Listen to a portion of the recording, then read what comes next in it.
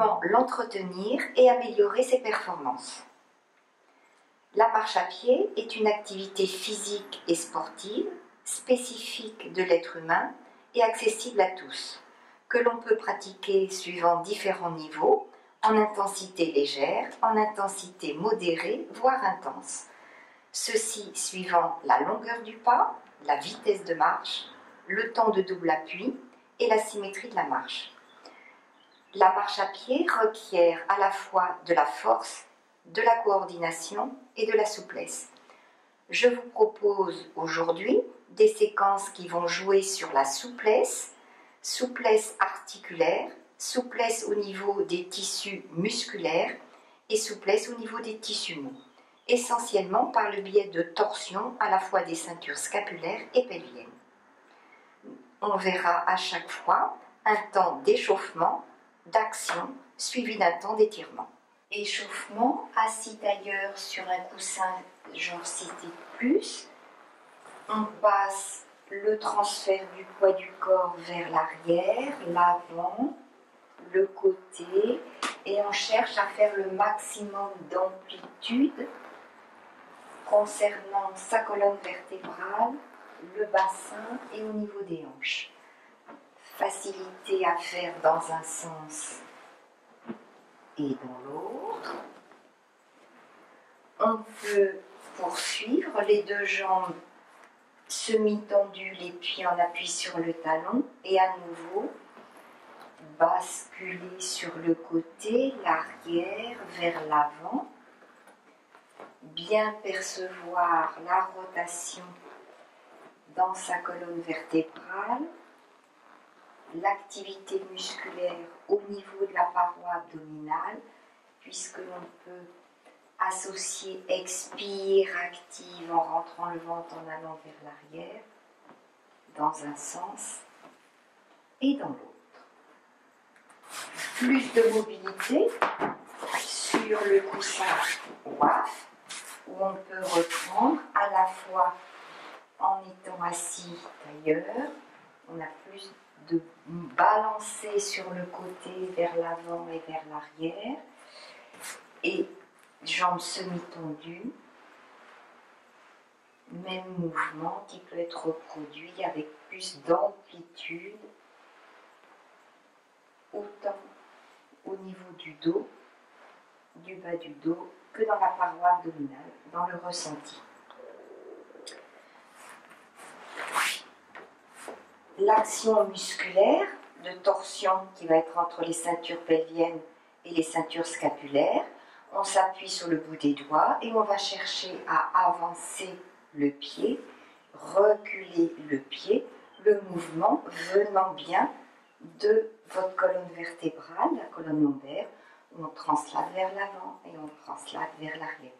Donc là, on a un mouvement important que l'on peut faire de côté et de l'autre pour pouvoir enchaîner sur reculer et avancer. Donc dans ce mouvement, la torsion est relativement innée pour ce qui va être la torsion recherchée au niveau des ceintures pelviennes et des ceintures scapulaires. En position couchée sur le côté, on place un ballon rond entre les deux genoux, on plie jambes, cuisses, buste à peu près à 90 degrés, on place la main sur le devant. L'exercice d'échauffement va consister à rouler, reculer le bassin qui est au-dessus vers l'arrière, on roule vers l'avant, on avance le bassin et on souffle de façon active, on recule et on lâche, on inspire et souffle, recule. Lâche, inspire, on roule sur le ballon et on souffle, on recule. Donc là, on a véritablement une avancée de la ceinture pelvienne, un recul, alors que la ceinture scapulaire reste parfaitement immobile. Donc le mouvement est induit par la ceinture pelvienne. Autre exercice, on va partir les deux jambes cette fois-ci allongées, jambes buste plus plié aux alentours de 45 degrés.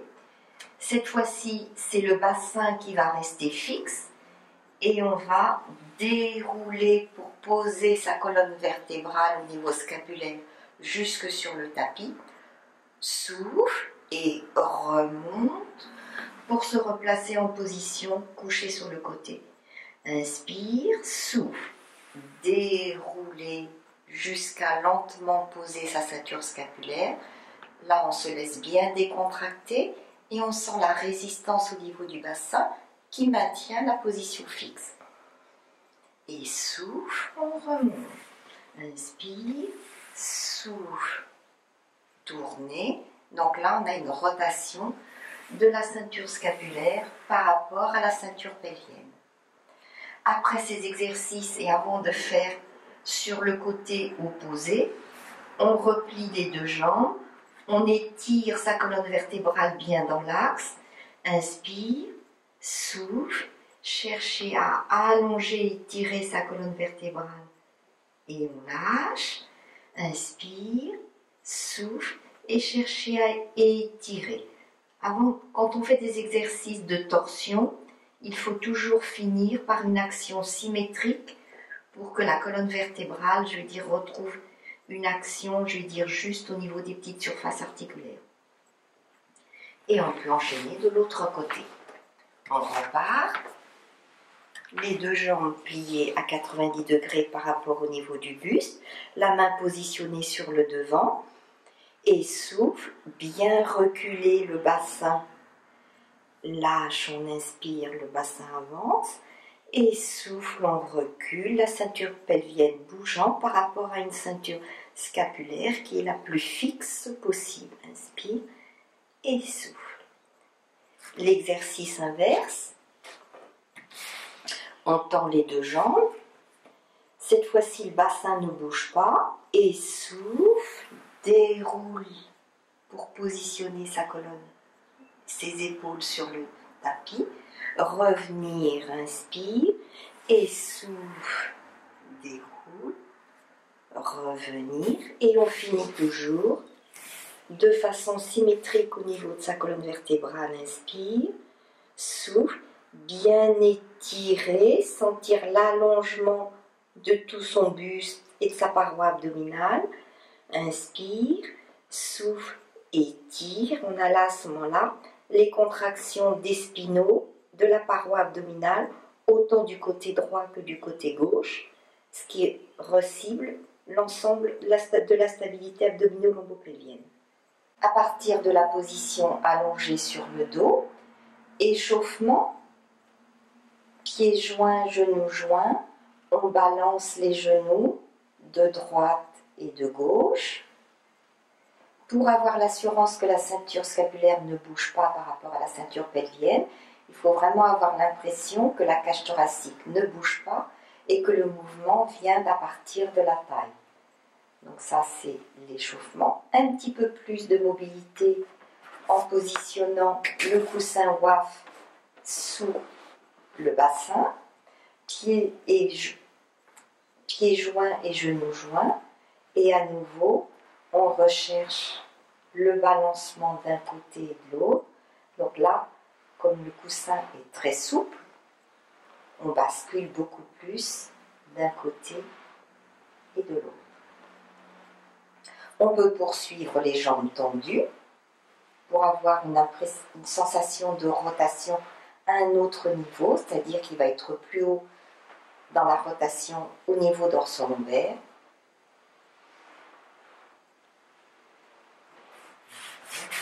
On peut enlever le WAF et rechercher les jambes tendues, ce mouvement d'action de montée alternative du bassin d'un côté et de l'autre.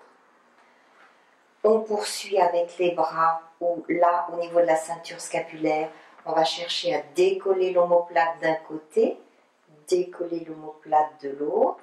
Donc on a un engagement en torsion au niveau de l'épaule. Et on peut poursuivre, ceinture scapulaire et ceinture pelvienne opposée. Donc on commence d'un côté et on enchaîne avec l'autre pour avoir cette perception de torsion à la fois dans le ressenti dans le ventre et au niveau de la colonne vertébrale.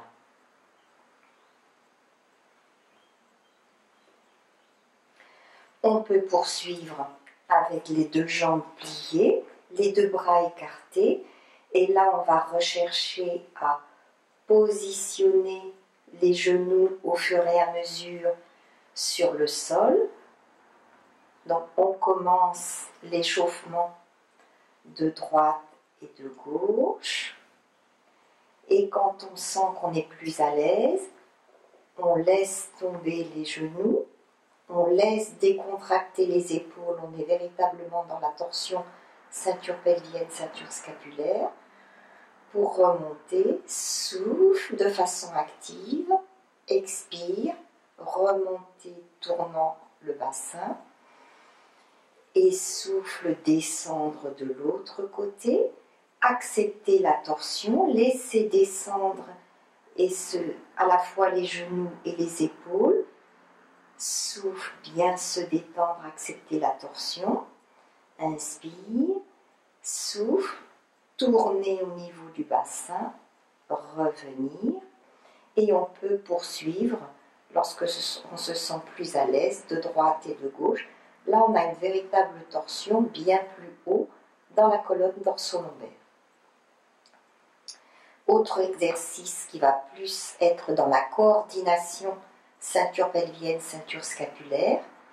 On part les deux bras positionnés et on va chercher à élever un membre inférieur.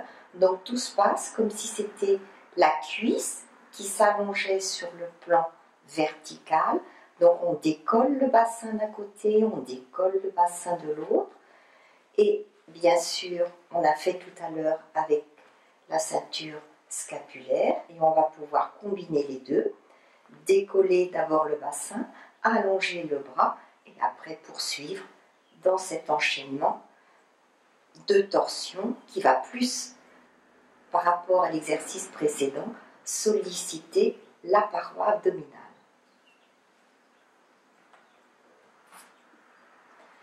On s'étire pour bien toujours remettre la sollicitation symétrique au niveau de la paroi abdominale et au niveau du dos. Donc tout se passe comme si on voulait bien glisser les omoplates vers le haut, bien allonger les deux jambes par les talons et relâcher. On étire à nouveau et on peut enchaîner pour tourner et se retrouver à plat ventre. À partir de la position sur le ventre, échauffement en tournant le bassin. Donc tout se passe comme si on élève vers le haut une fesse et l'autre. Plus de mobilité en positionnant le WAF sous le bassin, où là on est toujours en appui du front sur les deux mains et on peut balancer plus d'un côté et de l'autre. Donc il y a bien plus de sollicitation dans la torsion au niveau de la charnière dorso-lombaire, et naturellement la ceinture scapulaire a envie d'accompagner le mouvement dans le sens inverse. Donc il faut répéter tous ces exercices de torsion, laisser aller le mouvement sans se crisper pour pouvoir se rendre compte que la mobilité vient au fur et à mesure et l'aisance dans le mouvement également. On change de position pour se positionner à quatre pattes. On dégage le genou, on appuie et on se met à quatre pattes où on fait un exercice très simple de bascule du bassin pour obtenir un dos rond en relevant la tête. Et on rentre la tête, on pousse bien sur ses bras, on bascule au niveau du bassin et on enchaîne un étirement dos creux et un étirement dos rond. Au fur et à mesure de la répétition, on peut chercher à aller plus loin en se disant pointe un peu plus les fesses, serre un peu plus les omoplates, lève un peu plus la tête. Et arrondir en basculant bien le bassin, surexpire en repoussant bien au niveau de ses bras. On lâche, on inspire et on souffle.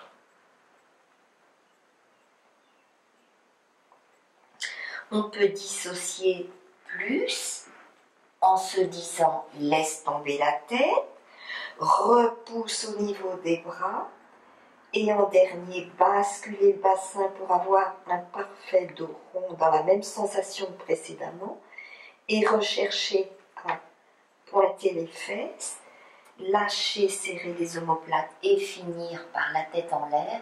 Et là, on a la perception identique dans le grand dos creux.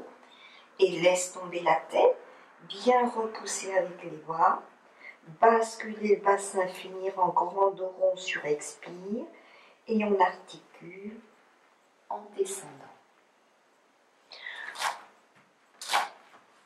Mouvement de torsion, on place ses deux mains posées l'une sur l'autre, le front dessus, et on va chercher à balancer le bassin d'un côté et de l'autre. Donc cette fois-ci, c'est la ceinture scapulaire qui est fixe et le bassin qui se déplace. On peut chercher à positionner le bassin. Donc là, on est au maximum de l'étirement.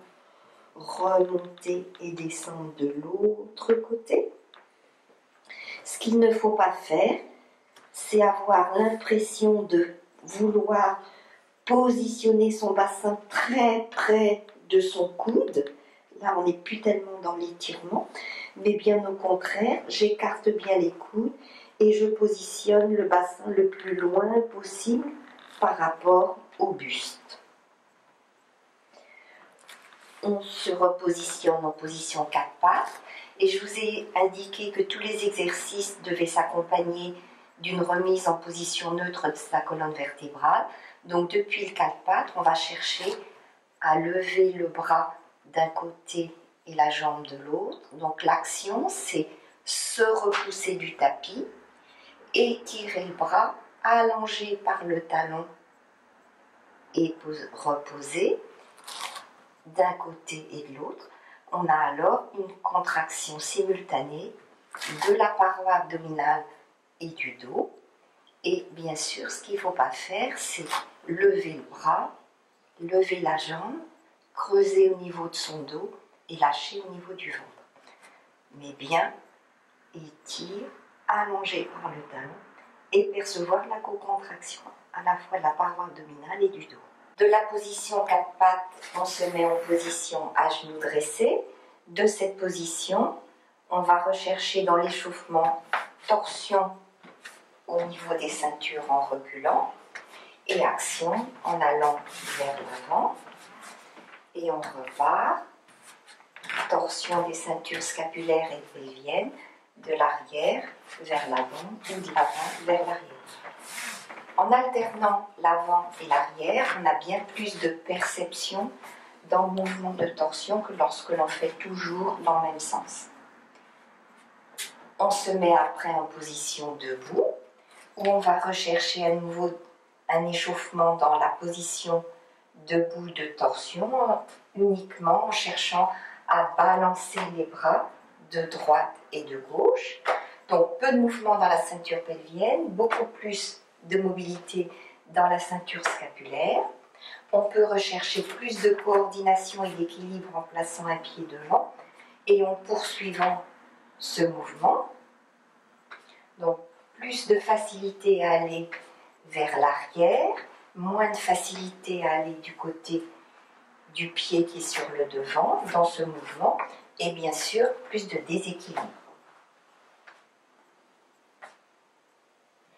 Refaire en position symétrique le mouvement de balancer, ou si on avait l'impression qu'il y avait un sens qui allait moins bien, on a plus de perception de fluidité par la suite.